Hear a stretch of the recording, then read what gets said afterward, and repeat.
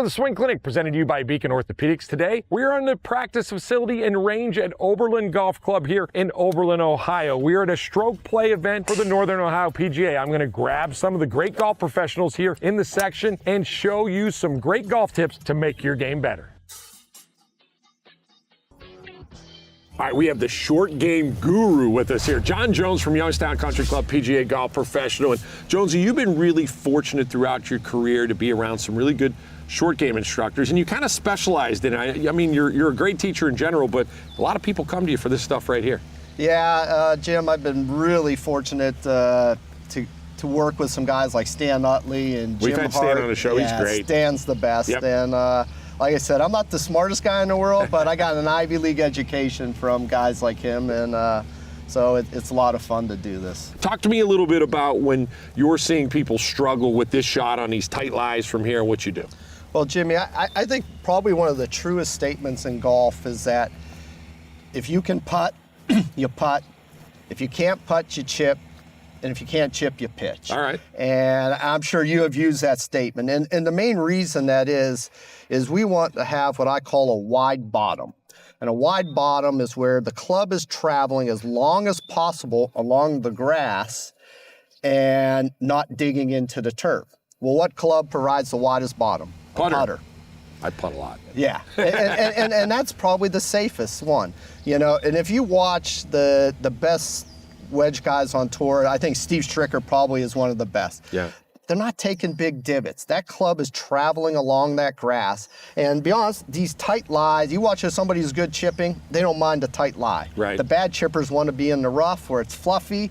They can get their club under. That's you guys, by the way. So that's the biggest thing that I find, is that the people just can't create that wide bottom. And there's just too much V action, and there's just too much digging into the turf. Well, show me how you create that wide bottom when you're teaching. Well, when I'm teaching, what I'm really focused on is getting the club head to travel longer than the handle. Okay. The bad chippers really jam the handle forward, and then they either have to really rush the handle up, and they're just not swinging the head. Okay. So we're looking for them to get wide and then get tall, and getting that club to just skim along the grass. So when you're showing me that, go ahead and hold on to it for a second. What you're saying is that club will actually pass the handle as you're chipping. Absolutely. Huh? Yeah, and I don't think that a lot of people feel that way, right? I think a lot of people feel like you said, that they need to drag that handle, and I think people have even taught that in the past, and it's harder for you to be able, like you said, to keep that club more shallow. No, they get too much wrist action, and the least amount, and the longer we can get the club head to swing and not jamming the handle, then we usually get a lot of good shots out of it. What do you do with your body? What's the body motion? And show me another one, and show me kind of like what you feel like in your upper and your body as you're getting this shot. One of the things that I learned, and we just got done talking about basketball, is using your legs. Yeah. The bad chippers, I see their knees really will buckle. Okay. And I equate my chipping to shooting a free throw, and I want my legs to be soft, and I want to get tall and let my chest just move towards the target. Give me a couple more good ones. It's fun to watch good chippers, by the way, because I'm not a very good one. You're not. You could just hear that sound, can't you? You can hear that kind of the thud instead of the dig, Yeah. right? And that's the whole goal, is that we don't want it getting vertical, Yep. and bouncing in and chunking them just Yep. like that. Yep. We Yep. want that club to skim the grass Yep. and just get tall. And hear that thud. My man, Johnny Jones. When we come back, we'll have more Northern Ohio PGA golf professionals right here on the Swing Clinic, presented to you by Beacon Orthopedics. Welcome back to the Swing Clinic, presented to you by Beacon Orthopedics. Special guest on the show today. You've seen him many times on the Swing Clinic and 18 holes. Jim Hackenberg. He's the owner of the Orange Whip. Thanks for joining us, man. You bet. Love it. So, Jim, in the past, we've had you on the show talking about the resistance bands that you use to help golfers in how they rotate their body. Talk to me a little bit about it again. Give me a little refresher. You bet. I've got this belt on, and I've got foot straps. Now, connected to those foot straps are these resistance bands, and I've got them in a position that's forcing my body to rotate and release or turn through the ball. Yep. It's assisting me to do that.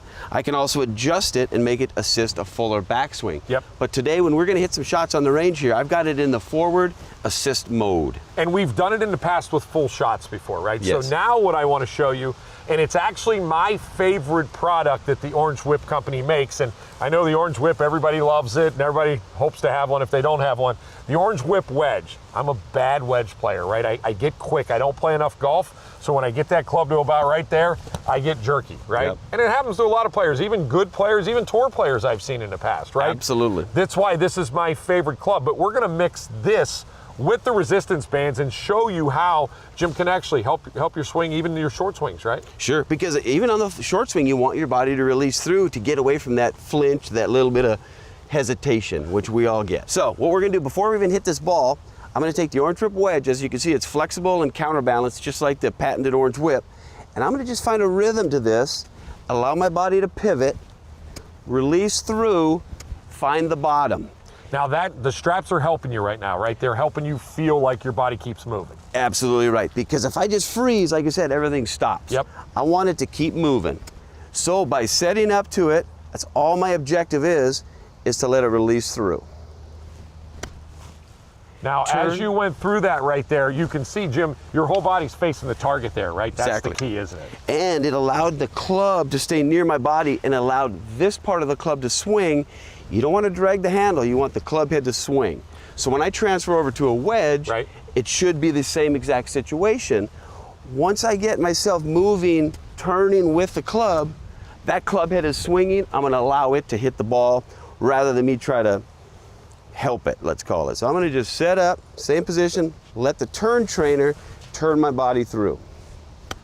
And you're feeling that same rhythm that you felt with the Orange Whip wedge, aren't you? But Absolutely right. You got the club in your hand, which you're allowed to use on the golf course, which you may not be able to use. Exactly. Right? So, all right, so again, the key we're talking about is getting your body facing the target and rotating through. So if you get it working with the wedge, got to do it with this club too, don't you? Exactly right. Yep. Every club in the bag, you want to release and finish that golf swing.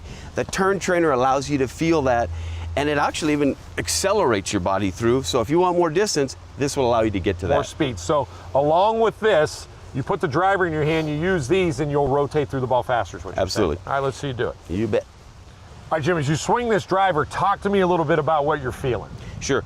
The resistance bands, I'm feeling a load of resistance on the backswing, Yep. but it's unloading all of my power because it's pulling me toward the target. Okay. So my goal is with this driver, load up all the energy and unload with all my speed at that target.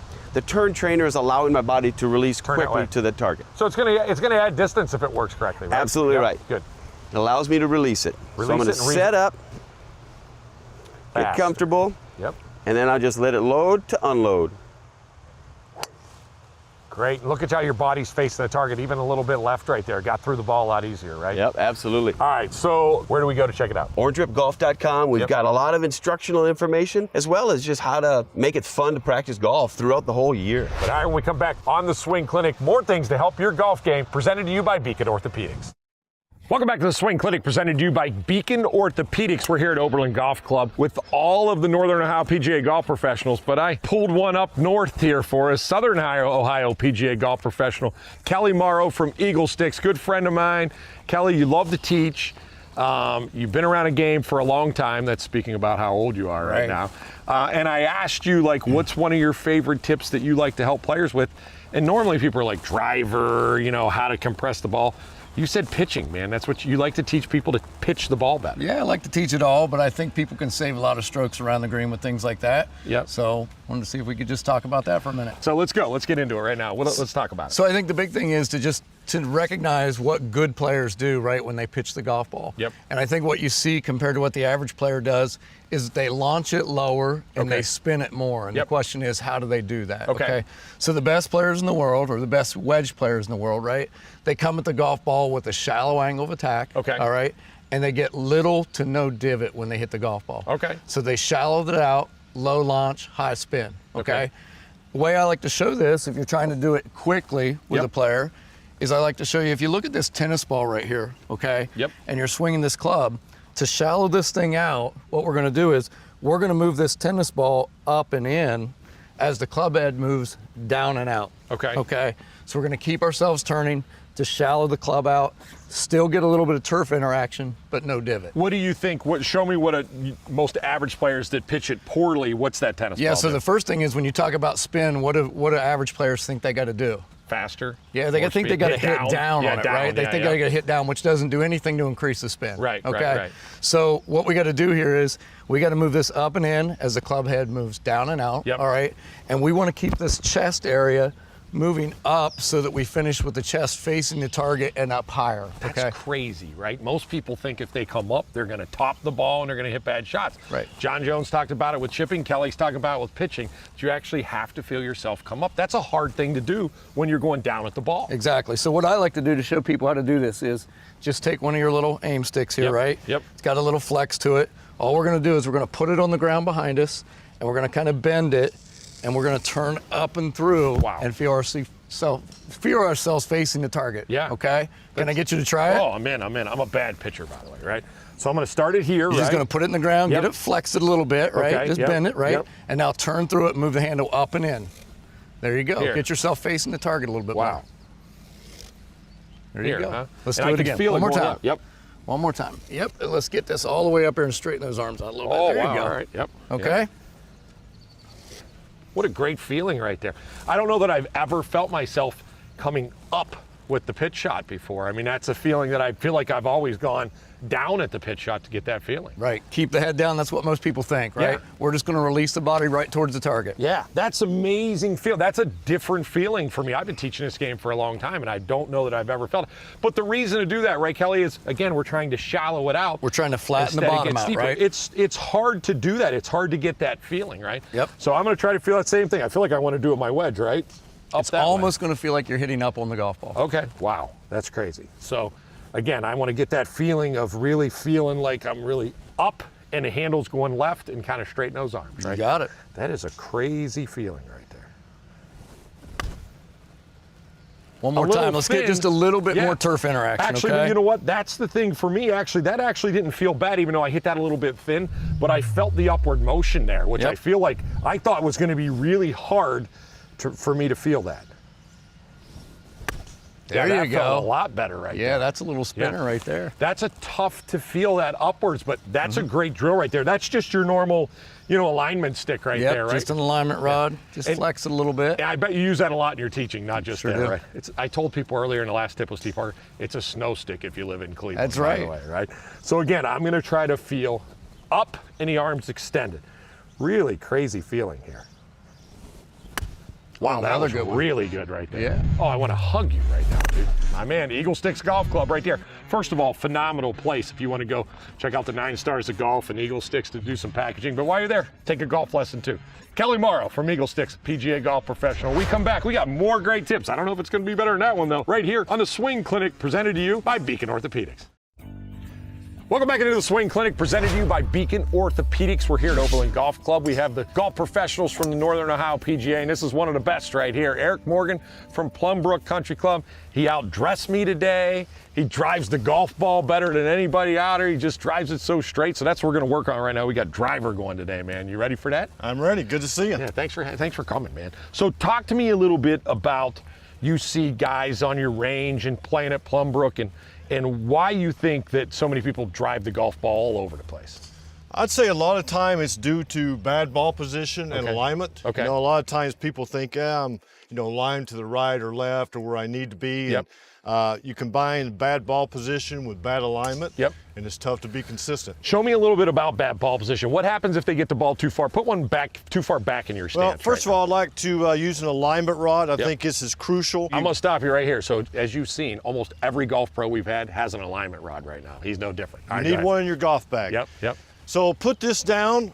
First of all, you need to make sure you get behind it, make sure it's lined up properly, because Yep. just throwing it on the ground doesn't mean it's lined where you want. Right. And then you can, I like to put it between me and the ball, where I can put my ball position here. Of course, with your driver, you kind of want it off your left instep. Yep.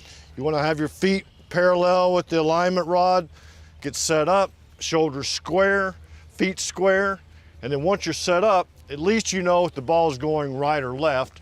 it's not necessarily your alignment, it's more of a path or face issue. Right, for sure. What happens when they get the ball position wrong? Hit me a ball right now with the ball position too far back in your stance. Okay, right so now. first of all, the ball too far back, it tends to leave a driver a little bit more of a downward blow. Yep. And with the driver, you should be hitting either on an upward swing Yep. or at the bottom of your swing. So a lot of times I'll see people with the ball a little too far back. That's almost middle right there. I know, they'll put it too far here, Yep. and they'll hit down, putting Yep. a lot of spin on the ball. So to combat that, they'll start falling back because they feel like I want to lift it in the air. Yep. So now you've got bad, posture and Yep. everything else. So. Show me too far forward, because we see that too, especially slicers. Huh? So too far forward, now I put the ball up here. that's if you off notice, your front toe almost, huh? now my hands are behind the ball, Yep. which will also result with my shoulders going to the left, Yep. which create a pull or a slice. Yep. So very important, hands kind of right on top of the ball, shoulders square, good setup. And then once you're here, at least you know you're where you need to be as far as alignment. Yep. So when you're driving the golf ball, right, because you drive it really straight, once you get over it and you feel like you're lined up, what's your thought from there? What do you try to think about to keep that tempo that you have? Well, for tempo with driver, I want to make sure I get a nice width on my backswing. Yep. And then once I'm there, I just want to think about my target, follow through to my target, let my body turn, and just a nice finish.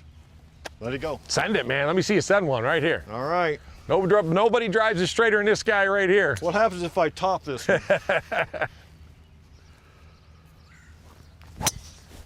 I mean, and I think the key there, because look at his finish, right? All of his weight's off his back foot. He's on his left side. Balance is good. I mean, that's the key, right? That's the key. Like I say, a lot of times you'll see someone when they fall, like get ready to hit the ball. Yep. Oops. You'll see them like fall back. Yep. So if you do that, this is kind of what that looks like.